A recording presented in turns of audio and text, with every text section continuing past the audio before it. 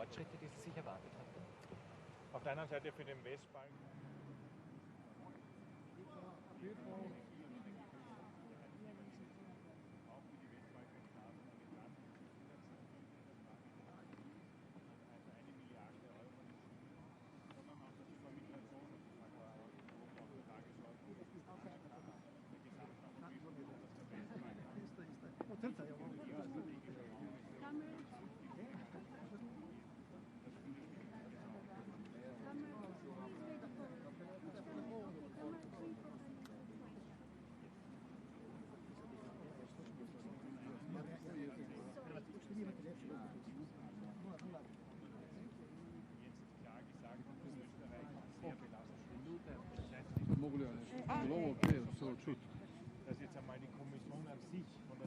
Može.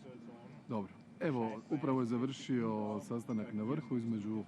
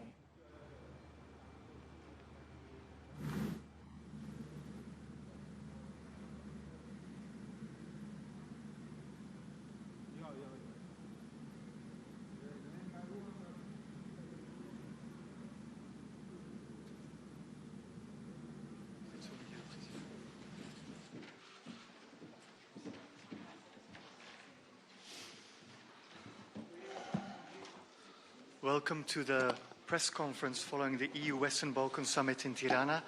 The declaration has just been adopted and will be published shortly.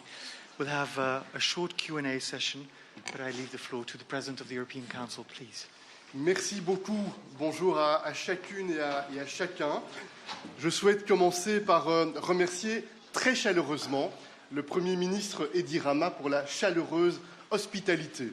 Cette réunion est une réunion historique, c'est une réunion au cours de laquelle nous écrivons l'histoire.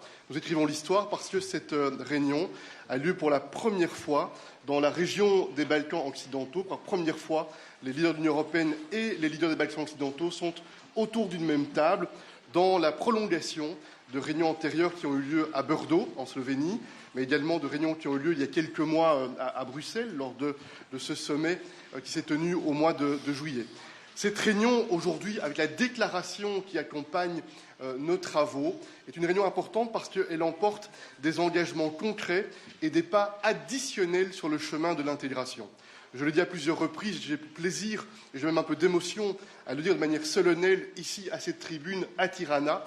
Je crois profondément que l'avenir de nos enfants sera plus sûr et plus prospère avec les Balkans occidentaux à l'intérieur de l'Union européenne.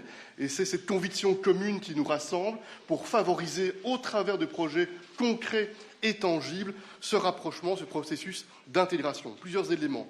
Nous avons chacun notre devoir à réaliser. D'une part, il y a des attentes pour que les efforts de réforme en termes d'état de droit, d'indépendance de la justice, de bataille contre la corruption puissent progresser. Et d'autre part, il y a le souhait que l'Union européenne puisse consolider, conforter ses capacités à rapprocher notre marché intérieur des Balkans occidentaux de manière très tangible.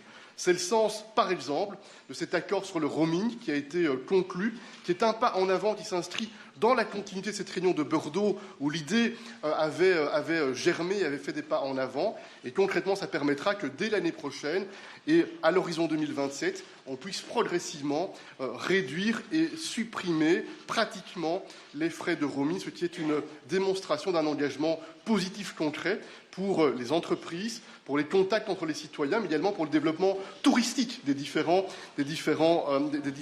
la région des Balkans occidentaux. Enfin, des progrès concrets sont également réalisés pour assumer ensemble les conséquences négatives de cette guerre injustifiée et non provoquée de la Russie contre l'Ukraine. Vous savez que cette guerre entraîne des conséquences graves et sérieuses en termes énergétiques, en termes de sécurité alimentaire, en termes de conséquences économiques. And it's why it was so important to take some tangible decisions and to mobilize an important financial package in order to support and to assist the Western Balkans in countering the negative effects of this war launched by Russia against Ukraine. And finally, I would like to say a few words about migration. We know that migration is always a sensitive and difficult topic and difficult challenge.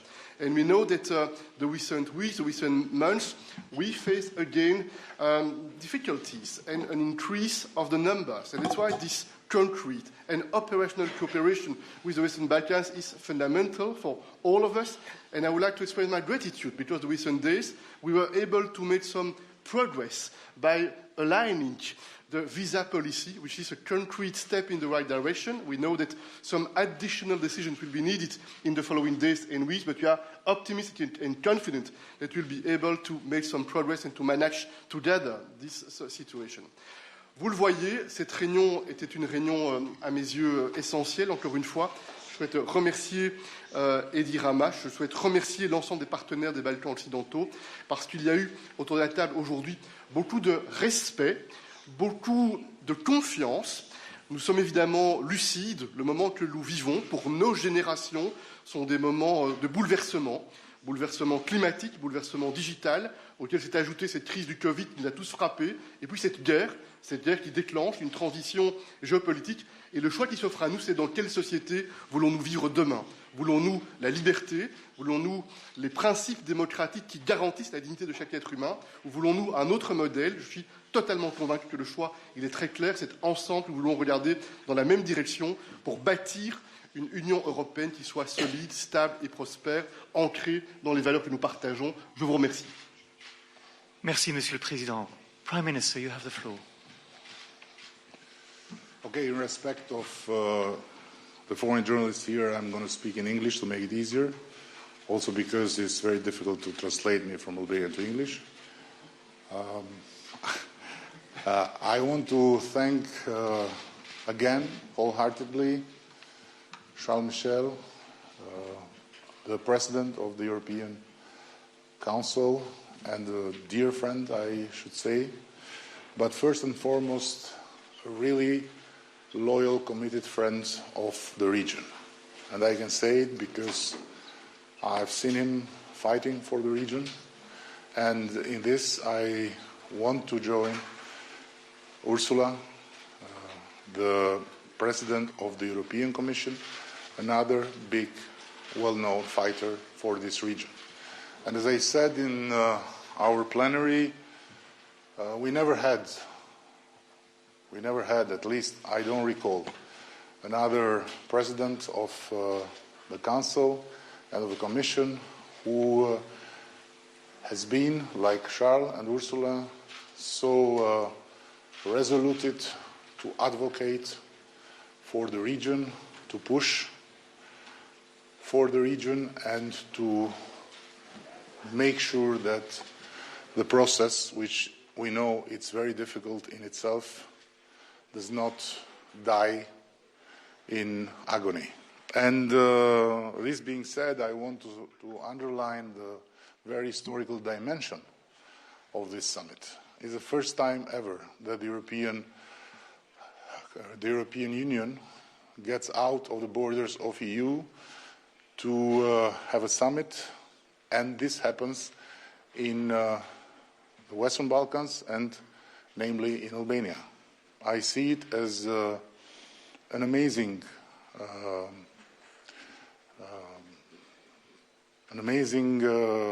sign of an awareness, first of all, that nowadays the European Union needs the Western Balkan as much as the Western Balkan need the European Union. And on the other hand, I see it also as an appreciation for our country, for its role in the region as a resilient and committed factor of peace, stability, and cooperation.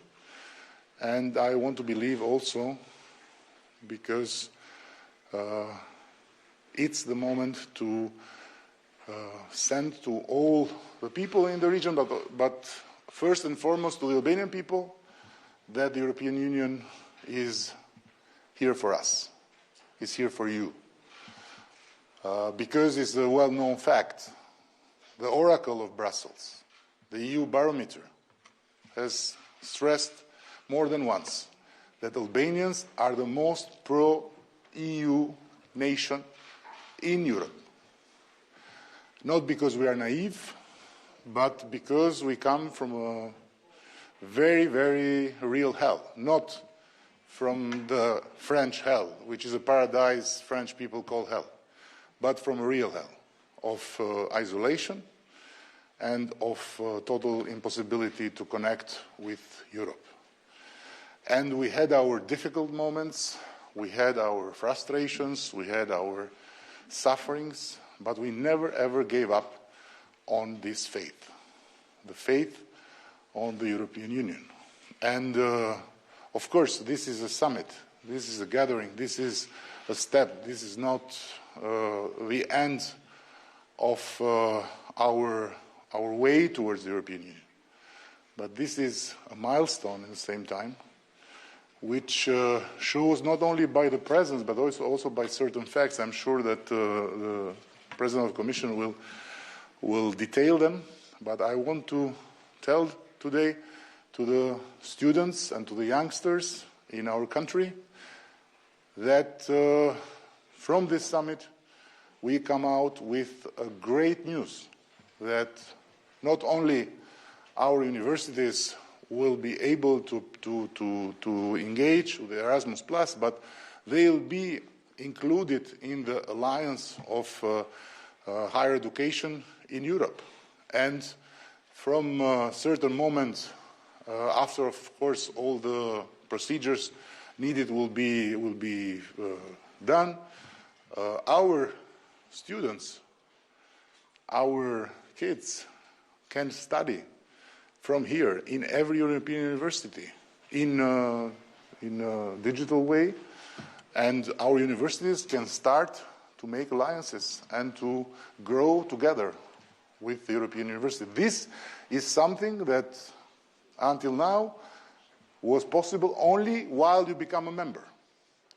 As the other thing about the green lanes with Croatia, with Italy, with Greece. This is also something new and great for transportation and for trade. Also, the other fantastic thing that we have discussed, we got the support in principle both of the President of the Council and the President of the Commission, and as far as I understood, the full support also of the leaders to push for having in Tirana the European College of Bruges campus. It's a very highly reputed university that has had its first campus in Poland in 1992 to support the Eastern former communist countries to get into EU, and now it's time to settle this campus in Tirana. It's fantastic. Not less the roaming agreement.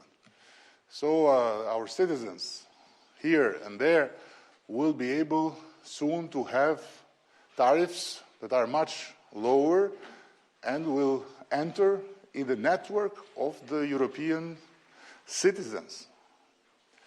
And to end with the most important, energy.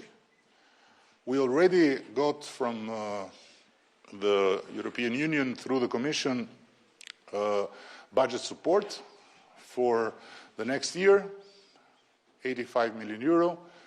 But in the same time, there is another package for projects.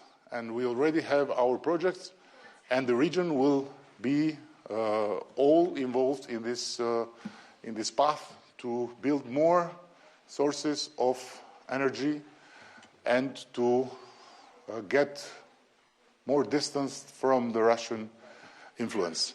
So I could talk much longer, but I want to stop here. I told also the European friends that we are hosts today, and I told them that in our Kanun, in our first written code, the house of the Albanian belonged to God and the guest.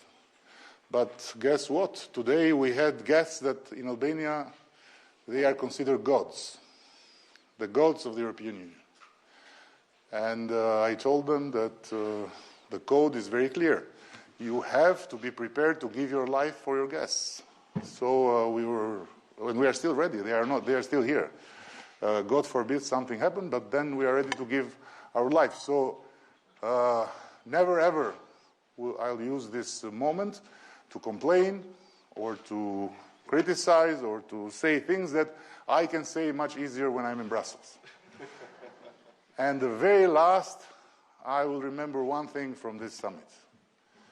A beautiful moment when we were in the family photo and I was listening, many of them saying, the sun, the sun, the sun, the beautiful sun.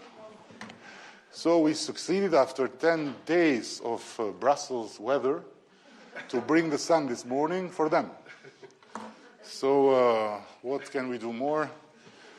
Our life is in your disposal. Madam President, please. He has to say it because it's Brussels rules. Thank you so much. Thank you.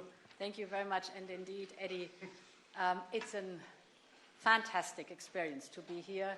And you are outstanding hosts. We will, I think, never forget this family photo and this fantastic performance, tradition, classics, and the future, the modern part. Outstanding, amazing to see that. And thank you very much for your words. Let me reassure you that our support for the region really comes from the bottom of our heart, and because we are deeply convinced that we belong together. You've said you would, as host, be willing to give your life for us. We don't want your life. We want to live our lives together. And thank you very much for this outstanding summit. It was a summit where there was a very clear message of unity. We want to tackle the issues, the problems, the challenges we have together. A summit of partnership with very deep, very good, frank and trustful discussions. And of course, we have touched on many topics. I want to highlight a few. A big topic is, of course, that we want to tackle the difficulties, the knock-on effects of this atrocious war that Russia has unleashed together. And one of the main topics is, of course, energy. For us, it's important that together with our friends from the Western Balkans, we address this energy crisis together in a way that we mirror whatever we do in the European Union also in the Western Balkans. So, for example, the fact that households and business struggle as much in the Western Balkans as in the European Union, for us is important to give the similar solutions. Therefore, this 1 billion package of energy support, which is split in two parts, it's 500 million direct budget support, which gives the opportunity to support in a targeted manner the vulnerable households and the vulnerable businesses. And the second half, 500 million euros in infrastructure to make sure that we have the investment already in the energy of the future. And the energy of the future is, of course, renewable energy. Renewable energy is cheaper, it's affordable, it's cleaner, better for our planet, and it is homegrown. It provides good jobs here at home, so it gives independence and security of supply. The investment of these 500 million will go, of course, in renewables, in interconnections, so infrastructure, but also energy efficiency. Yesterday, we have approved 6 different projects. It goes from large-scale photovoltaic to solar district heating, from wind farms to the rehabilitation of hydropower plants, just to give you an idea about that. Of course, a strong emphasis is also on energy efficiency, so to improve through additional investment the situation of hospitals, schools, university from an energy efficiency standpoint to improve the situation. Beyond energy, of course, this is a part, is the bigger frame of the economic and investment plan. You're all familiar with it, with investments in transport and water and wastewater management, digital smart labs, just to name a few. Here, too, we have just adopted yesterday 40 flagship projects worth 1.8 billion euros. So the good news is also this economic and investment plan is on track. My second point looks at the situation that we have overall in the relationship between the Western Balkans and the European Union. And let me reassure you that we are full-heartedly supporting the enlargement process and the regional integration. This year has seen a lot of progress. We have had, indeed, the first intergovernmental conference with Albania and North Macedonia. There is finally new movement, momentum in the whole process. It was a historic step to open the accession negotiations, and now the screening has started and the momentum is there. We, as a Commission, recommend granting candidate status to Bosnia and Herzegovina on the understanding that a number of steps are taken. Now we are very much looking forward to a decision to be taken by the Council. And there, besides this progress that we see, there is, of course, the important topic of the economic integration, so the common regional market. I really want to commend you for the progress that you've done in the common regional market in the last month. It is very good for the region that you have signed agreements that underline the importance of freedom to travel, to study, to work. It makes trade easier in the region. It creates new jobs. So all these are topics that are moving forward and highlighted the importance of this summit to give it speed and acceleration. A third point that we discussed today was migration. Migration has long been a shared challenge. We have a strong common interest in cooperating closely on all the aspects. It's a question of managing migration together. And therefore, yesterday, the Commission has presented an action plan on the Western Balkans to strengthen our mutual cooperation on that. For me, it is important to convey again the message: you can count on our support to deal with border management and to deal with the migration and asylum process. We are in this together, and we have to manage that topic together. It is crucial for us to move forward here.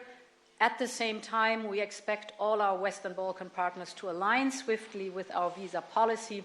This is also crucial to maintain the visa-free regimes between us, because it is a question of mutual respect of the rules.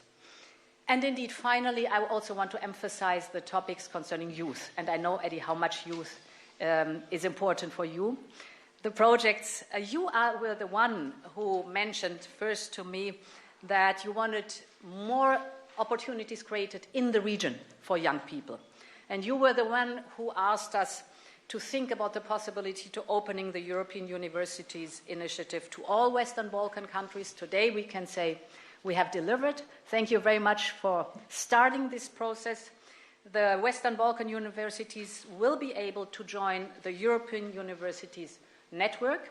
This means it enables students from the Western Balkans not only to study physically in the different universities of Europe, but also remotely here in Tirana to have full access to the European universities.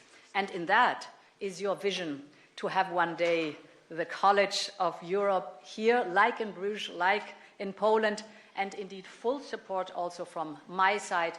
This is something where I hope that in due time at one of the next summits we can say we delivered. Thank you very much. Thank you, Madam President. We'll take first few questions from Albanian media. Yes, please. Klan TV. Pyetja e parë është për të dy presidentët. Nuk e di a keni arritur ta kuptoni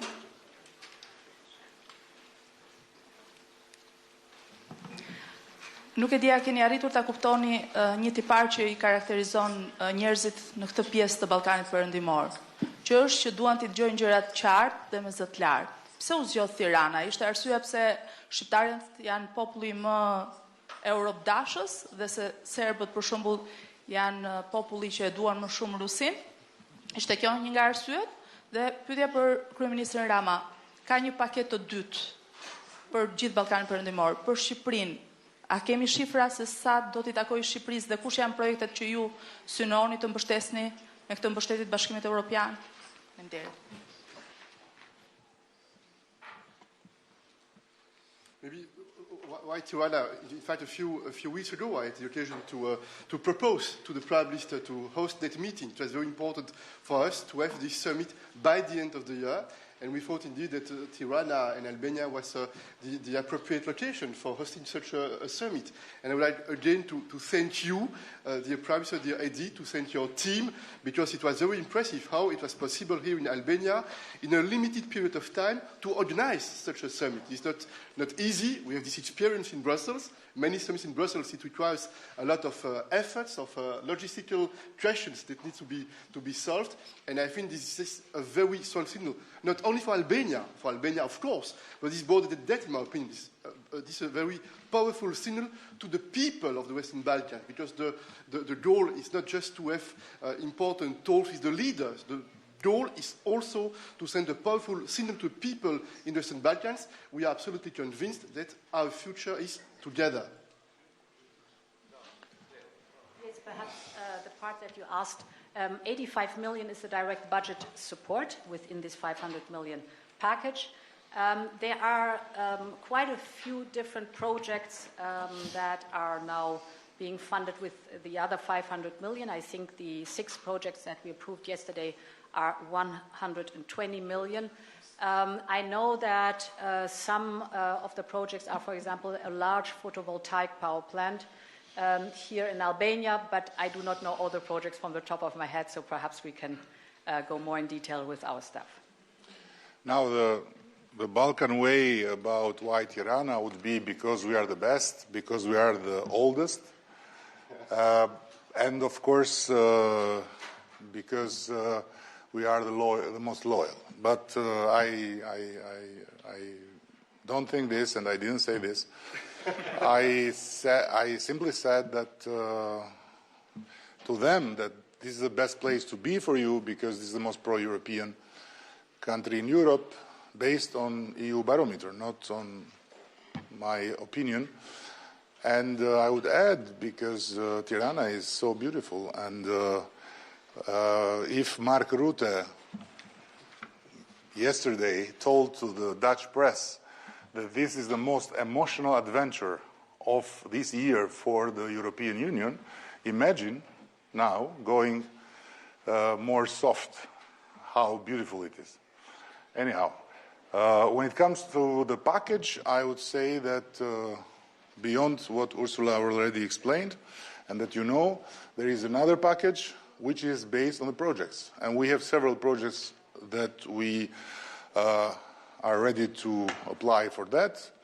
One is the pipeline that will connect Fier with Vlora to make sure the connection between the Trans-Adriatic pipeline and the Vlora terminal and thermal power that will be transformed in gas. And everyone today mentioned in the plenary that the Balkans have a big potential to become a real hub to help the Central Europe to get out of the Russian dependence. And of course, Albania is part of the Western Balkans, and of course, Albania has an important potential and has an important role to play in this. And I'm very happy that this is a common understanding on our side and on the European Union side, so we will work together. And of course, as you know, the European Union doesn't give money and tell you, okay, take them because you are the oldest, you are the best, and we have love for you. The money are there, we have to make the right projects and to fulfill all the criteria and then get the money. So, but I am sure that we will be able to, as we have been able before, we'll be able now, and not only us, but all the Western Balkan countries, because it will go through the WBIF, right? So this is... Thank you. Isiona, yes, from ABC News. Faleminderit. Tani që samiti mbaroi edhe Brukseli erdhi në Tiranë, ndër të tjera shijoi vallat dhe diellin ton, pyetja ime për të tre ju është kur do të bijë Tirana në Bruksel? Kur do të antarësohet Shqipëria dhe rajoni? Pasi duket sikur duhet që Rusia të shtojë bomba diku që ju të keni vëmendje në rajon. Faleminderit.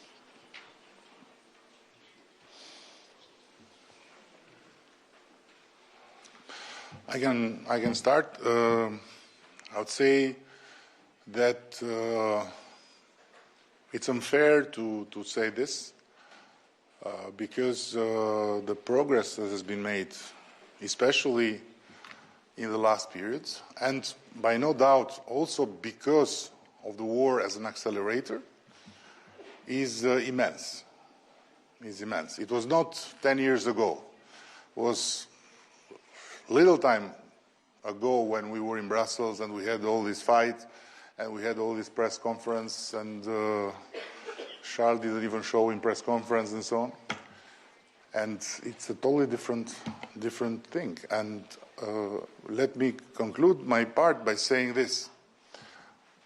When it comes to the membership, we should do our homework. And I told them, I tell always to everyone, and I haven't changed my mind. Before, when I had my debates with some of the European friends and leaders about why we need the accession talks, I used to say we need to have the tools of the accession process to make ourselves stronger, to make our institutions stronger, to build our systems, to get in the level of a EU functioning state. It's not the membership, it's just starting. Today, I have the same opinion. We need to do the homework. So, it's not about hurrying, but in the same time, what is happening is it is historic because the European Union is in the meantime creating spaces and creating mechanisms of support that are bringing us nearer without waiting to be members. In the old way, and the old way not of 30 years ago, of few years ago, never we would have got in the alliance of universities. Because to get in the alliance of universities, you need to be European Union member. We are getting there now. Why? Because there is a common understanding that while we do the homework, we need to be supported and to be more near and near to get this Europe together. The roaming agreement would never happen if this acceleration would not be present. The green lanes, all the things that are happening are new things. It's a new mindset. And that's why I said, thanks to both presidents that are here, and I have the honor to be here with them, things are changing. And if you remember, when Ursula got the vote to be President of the Commission, she said, it's the birth of a geopolitical commission. And this is what is happening. For the first time, the Balkans are being seen and treated like a geopolitical, strategic reason for the European Union to think in depth. Now, when we'll be members, one thing is sure. We, Albanians and Albania, will be loyal to the European Union even if the European Union disappears. We'll continue to fight to be members, even if we are single member. So it doesn't matter. We need to progress. This is the most important. And I would like to add that the EU doesn't intend to disappear. Exactly. But even, we'll protect the EU from you. But I would like to say a few words. Je voudrais aussi réagir à cette question. D'abord, quelques éléments. D'abord, je n'ai pas attendu cette réunion pour venir à Tirana, pour venir en Albanie, d'abord comme Premier ministre belge. Et j'ai eu l'occasion régulièrement d'avoir des échanges très intenses, très précis avec le Premier ministre. Et puis depuis 3 ans, dans ma capacité, et avant le déclenchement de la guerre par la Russie contre l'Ukraine, j'ai eu l'occasion aussi de venir ici à Tirana. Et ce sont ces dialogues, ces échanges, cette meilleure compréhension avec Edi RAMA, mais avec également les autres leaders de la région, qui nous ont aussi fait mesurer au départ de l'Union européenne l'importance d'accélérer un certain nombre de processus. Et nous étions déjà nombreux depuis les dernières années à considérer qu'il fallait accélérer le processus d'intégration avec les Balkans occidentaux. Et c'est vrai que la guerre déclenchée par la Russie a renforcé ce sentiment, cette impression qu'il y avait une dimension géopolitique urgente qu'il fallait appréhender. Mais les faits sont les faits. Nous étions il y a quelques mois à Bruxelles. Il y a quelques mois à peine à Bruxelles. Et vous vous souvenez des conférences de presse du Premier ministre Edi RAMA à Bruxelles à l'issue de la réunion. Il y a eu à Bruxelles un sentiment de frustration réciproque, un sentiment de fatigue, un sentiment de résignation. Mais le sursaut a été aussi possible dans la foulée et grâce à cette réunion de Bruxelles, avec la volonté de forces positives de part et d'autre, de travailler pour débloquer ce qui était bloqué. Et c'était bloqué de manière injuste, de manière absolument injuste. Et c'est ça qui a permis de relancer un certain nombre de processus, de relancer une ambition. Et ici, la liste qui a été décrite n'est pas une liste d'intentions générales et généreuses, la main sur le cœur. Ce sont des projets concrets et tangibles qui sont le fruit d'échanges que nous avons eus il y a quelque temps déjà, avant le déclenchement de la guerre de la Russie contre l'Ukraine, avec Edi RAMA, qui, je me souviens, me disait il faut, par exemple, ne pas attendre la fin d'un processus d'intégration pour faire en sorte qu'il y ait des résultats progressifs qui soient tangibles et perceptibles par les citoyens dans nos pays, que nos citoyens dans nos pays comprennent le bénéfice de ce rapprochement sans attendre le terme d'un processus. Et donc, pour répondre à la question, à titre personnel, j'espère que le plus vite possible, il y aura une intégration effective des Balkans occidentaux.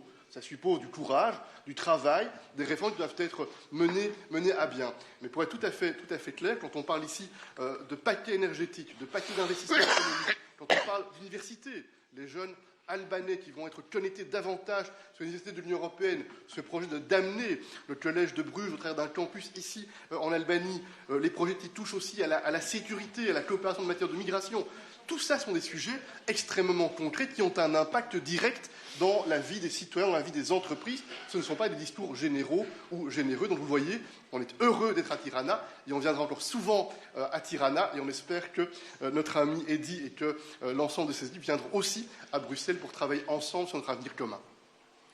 I would like to share a few thoughts where you left, Edi. It is true that what we realize in these decisive times, because of the brutal war that Russia unleashed against a peaceful neighbor, a neighbor that only wanted to determine how they see their future by themselves, we see a very decisive time. And it is like a curtain that is being raised, and you look at the essence of things. And the essence of our union is that we are a union of values.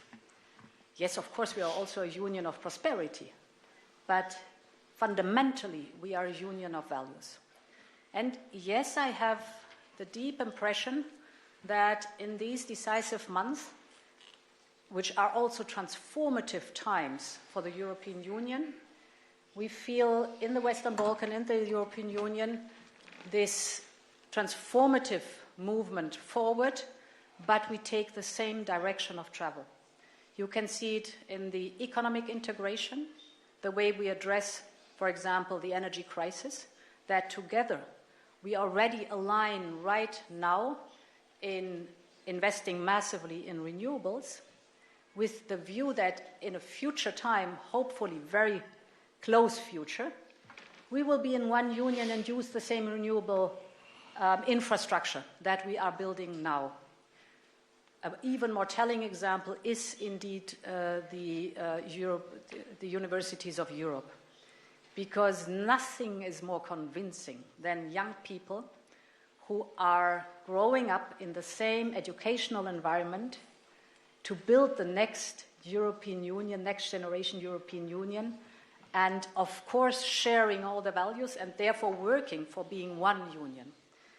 And here I think indeed this atrocious war has brought more speed, more acceleration and more momentum in the whole talk. Thank you. Suzanne, yes please, Politico, over there. Suzanne, could you stand up? Yes. Please. Suzanne Lynch from Politico. It's a question for President Michel. Do you think there is enough support to grant candidate status to Bosnia-Herzegovina next week? We heard from the Commission President that this was proposed by the Commission, but maybe you would update us on that. Of course, I don't want to anticipate, but there is a clear proposal on the table, which is very good. On the other hand, the Czech presidency is working very hard in order to prepare the next ministerial meeting on the question. We are supporting behind the scene all the efforts that are needed, but I do not intend to anticipate in order to avoid making the talks more complex or more difficult.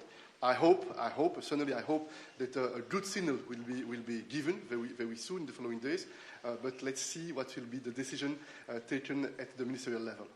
And Mr. Rama, is there a response to the attack on the apparent attack on the opposition leader just outside here in Tirana today? Do you have a response to that? My clear response is already out since an hour, and I have nothing to add to it. It's in the website of the government. Thank you. Philippe Jacquet du Monde. Philippe Jacquet, Le Monde. Je voudrais évoquer aussi le sujet de l'élargissement, notamment du Kosovo. Aujourd'hui, il y a cinq pays qui ne reconnaissent pas encore ce pays. Et ce matin, la présidente du Kosovar a demandé ou a annoncé qu'elle souhaiterait déposer la candidature à l'Union. Est-ce que c'est aujourd'hui possible et comment vous voyez les choses pour le Kosovo? Peut-être deux points brièvement. Donc je confirme que cette information a été communiquée par la présidente du Kosovo, premier élément. Et deuxième élément, lorsque cette demande sera formellement adressée, il appartiendra au Conseil de l'Union de traiter en premier lieu ce sujet, de voir quelle suite sera donnée à cette initiative. Merci, Monsieur le Président. Madam President, Prime Minister, thank you for joining us. See you back in Brussels.